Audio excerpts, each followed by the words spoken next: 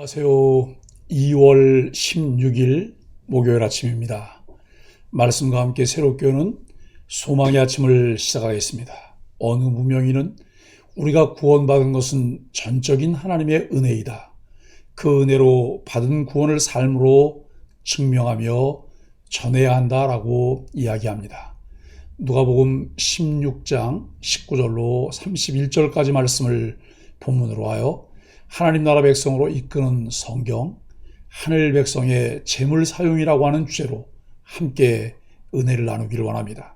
이 비유는 모세와 선지자의 가르침을 존중하는 견해와 가난한 자를 도와야 함을 강조하는 내용이 담겨 있습니다.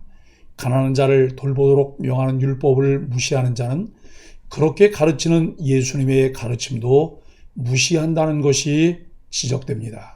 가난한 자를 돌보도록 명한 율법의 가르침을 무시하는 경향성은 오늘날에도 작용되고 있습니다. 율법의 명령을 따라 자비를 베푸는 것을 거부하는 태도는 율법이 폐지되었다는 주장을 통해 정당화되기도 합니다. 복음서에 나오는 예수님의 가르침도 십자가 부활 사건 이전에 주어진 것이므로 구약시대에 속한 것으로서 폐지되었다고 주장하기도 합니다. 그러나 예수님은 부활 이후에 자신이 분부한 모든 것을 가르치고 지키라고 명령하셨습니다.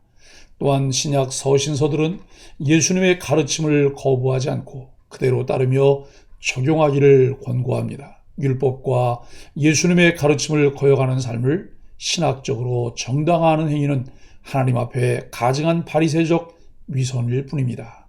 19절로 21절은 번영과 궁핍입니다. 오늘 본문의 비유에 부자와 거지가 있습니다. 현실에서 극단에 있는 그들의 삶은 내세에서 역전되어 그들을 반대의 극단에 위치시킵니다.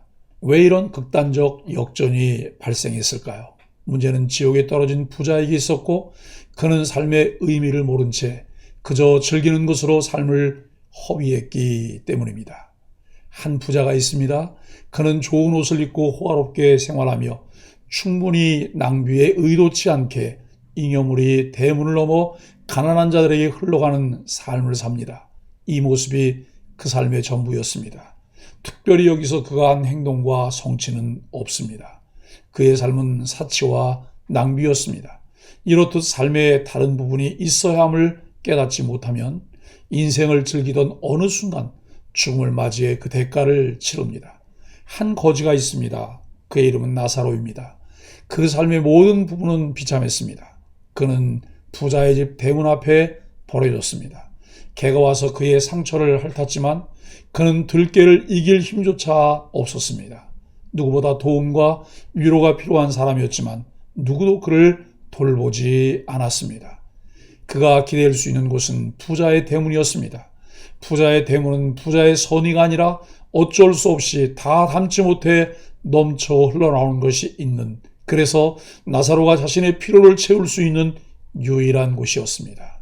22절로 26절은 천국과 음부입니다. 극단적으로 달랐던 부자와 나사로에게 똑같은 일이 발생합니다. 죽음입니다. 순서도 없고 예측도 무의미하며 손쓸 방법이 전혀 없는 죽음이 그들에게 임했습니다. 그런데 나사로가 죽자 천사들이 그의 영혼을 받들어 하늘로 올라갑니다. 그는 아무것도 이루지 못했고 공로도 없지만 영광스러운 모습으로 올라갑니다. 왜 나사로에게 이런 영광이 주어졌을까요? 하나님이 보시는 것은 삶의 성취가 아닌 마음의 중심이기 때문입니다. 부자에게는 너무나 가혹한 일이 펼쳐집니다. 그가 특별히 악한 행동을 했다는 기록은 없습니다. 그저 자기 인생을 즐겼을 뿐입니다. 그런데 그는 영원한 형벌을 받아 찰나도 견딜 수 없는 참혹한 고통을 당합니다. 그리고 지옥은 혀끝으로 느끼는 순간의 서늘함조차 허용되지 않는 곳이었습니다. 그의 죄는 자기 인생을 산 것입니다. 하나님은 결코 사람에게 자기만을 위한 인생을 허락하지 않으셨습니다. 자기가 받은 은사와 달란트만큼 하나님을 사랑하고 이웃을 사랑하는 삶을 살라고 명령하셨습니다. 부자는 마음이 급했습니다. 보나마나 이 지옥을 향해 그가 사랑하는 사람들이 걸어올 것이 너무나 명백했기 때문입니다. 그래서 그는 죽은 사람이 살아나서 말한다면 형제들이 죄에서 돌이킬 것이라 생각했습니다. 그러나 아브라함의 생각은 달랐습니다.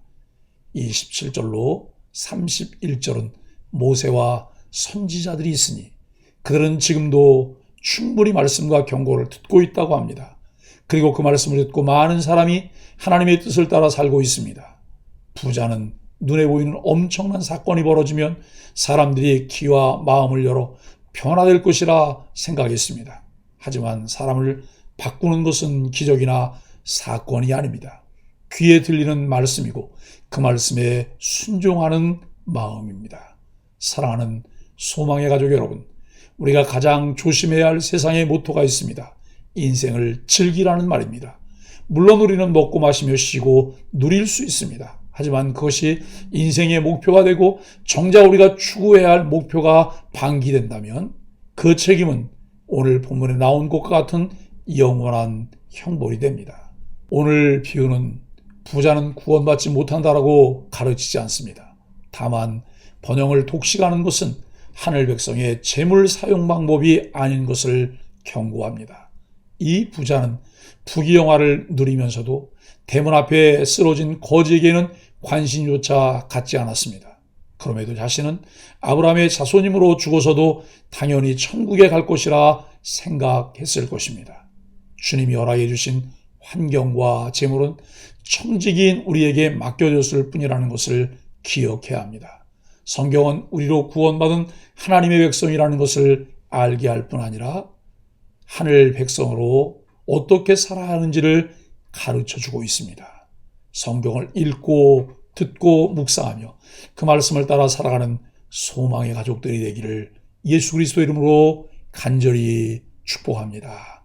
함께 기도하겠습니다. 주님, 이 세상에서의 삶이 실제하듯 사후세계도 실제함을 깨닫습니다. 지금 눈에 보이는 사람들의 형편과 정반대일 수 있음을 생각하며 경각심을 갖습니다. 누군가는 그렇게도 살고 싶어 했던 오늘을 우리가 살고 있으니 후회 없이 구원의 복음을 전하며 사랑을 실천하는 삶을 살게 하여 주옵소서. 예수님의 이름으로 간절히 기도합니다. 아멘.